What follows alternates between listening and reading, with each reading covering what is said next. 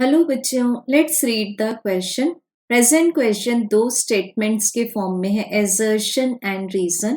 Assertion says displacement current goes through the gap between the plates of a capacitor when the charge of the capacitor does not change, and the reason says the displacement current arises in the region in which the electric field is constant with time.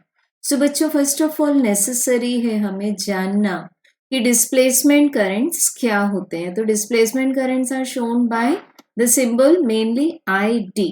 अब हम समझेंगे पहले कि अगर हम एक normal electric current की बात करें which is also called as the conventional current, जो कि हमें फ्लो ऑफ इलेक्ट्रॉन्स के अपोजिट डायरेक्शन में मिलती है।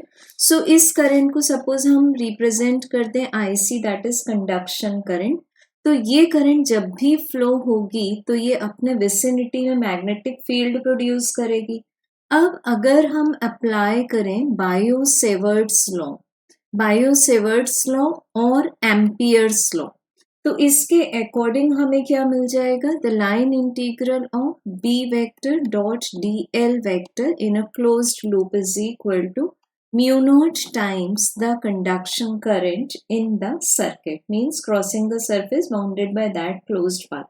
बट बच्चों, ये लॉ, एम्पियर्स लॉ, तब एप्लीकेबल नहीं होगा जब हम बात करें कि इलेक्ट्रिक फील्ड टाइम के अकॉर्डिंग वेरी हो रहा है, means d by d t of E is giving us some non zero value, तो तब एम्पियर्स लॉ वैलिड नहीं होगा। अब यहाँ मान लेते हैं हम एक कैपेसिटर जिसकी बात की गई है असर्शन एंड रीजन में। सो एक कैपेसिटर के प्लेट के बीच में सपोज सेपरेशन है डी। अब हम इसमें दो केसेस लेंगे। First case will be at the time of charging और डिस्चार्जिंग, और सेकेंड केस की बात हम तब करेंगे जबकि कैपेसिटर फुली चार्ज हो चुका है। इट मीन्स क्या हुआ, यहाँ पर जो फील्ड है या फिर जो चार्ज है वो टाइम के अकॉर्डिंग चेंज नहीं हो रहा। It means d by d t of q is equals to zero. So बच्चों, इस केस में अगर हम फर्स्ट केस की बात करें चार्जिंग और डिस्चार्जिंग की, तो इस केस में अगर हम प्लेट्स के बीच में एक मैग्नेटिक नीडल को प्लेस करें तो ये नीडल डिफ्लेक्ट होगी, जबकि प्लेट्स के बीच में कोई भी करंट नहीं है। बट क्या हो रहा है, यहाँ पर सिर्फ इलेक्ट्रिक फील्ड चेंज हो रहा है। So it means at the time of charging और डिस्चार्जिंग ये जो दोनों प्लेट्स हैं इनके बीच का जो इलेक्ट्रिक फील्ड है वो चेंज होगा। सो उस कंडीशन में ये जो हमारे पास एम्पियर्स लॉ है वो किस तरह से मॉडिफाई हो जाएगा? This will be mu naught epsilon naught d by d t of phi E, क्योंकि उस समय इलेक्ट्रिक फ्लक्स भी चेंज होगा और उसी समय हमें मिलेगी displacement current. So displacement current basically हमें क्यों मिलती है and what is its expression?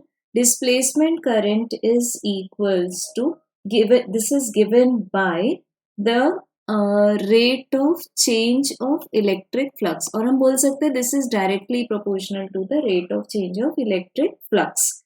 And अगर हमें इसको एक्सप्रेस करना है तो just we have to multiply it with permittivity of free space. But यहाँ पर जो एजर्शन में बताया है कि चार्ज ऑफ कैपेसिटर अगर चेंज नहीं होगा तो उस समय डिस्प्लेसमेंट करंट पास होगी, तो ये स्टेटमेंट फॉल्स हो गया। एज वेल एज रीजन में जो बताया है कि जब इलेक्ट्रिक फील्ड कांस्टेंट होगा टाइम के अकॉर्डिंग तब डिस्प्लेसमेंट करंट अराइज होगी, तो ये स्टेटमेंट भी फॉल्स है। डिस्प्लेसमेंट करंट कब अराइज होगी? जबकि चार्जिंग या डिस्चार्जिंग चल रही है।